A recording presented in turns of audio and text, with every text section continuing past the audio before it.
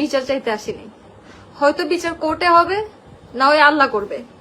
আমি শুধু ও যে আজকে এতগুলা মিথ্যা কথা আমাকে নিয়ে, আমার বাবাকে নিয়ে এত কিছু যে বলছে, এগুলার জাস্ট আপনাদেরকে শুধু আমি আমার সাইডটুকু বলতে আসছি। বাকিটা নেওয়াজ কিরকম এটা পুরো চিটাগের মানুষ জানে, পুরো চিটাগের মানুষ। জাস্ট আপনারা একটু খোঁজ খবর নেন, প্রয়োজন হলে আমি আপনাদেরকে অ্যাড্রেস দিব, খোঁজ নিবেন। জাস্ট যারা চিনেন না জানেন না তারা একটু খোঁজ নিবেন যে ছেলেটা কেমন, একটু দেখি, আর কিছু লাগবে না।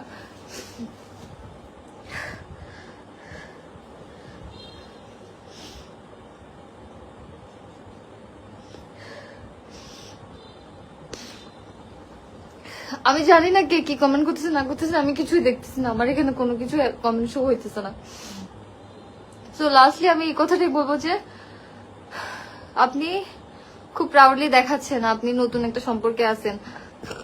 আপনি দেখি বাবা, আপনি খুব প্রাউডলি স্টোরি দিচ্ছেন যে আপনি ডিভোর্স দিচ্ছেন আমাকে, তো ভালো কথা।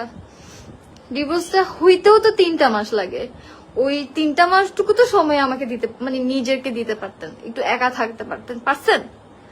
মানুষ কি, মানে আপনারা কিরকম বোকা মানুষ আমি আসলে বুঝতেছি না, যে আপনারা কেমন বোকা মানুষ হইলে এই মানুষটাকে বিশ্বাস করতেছেন যে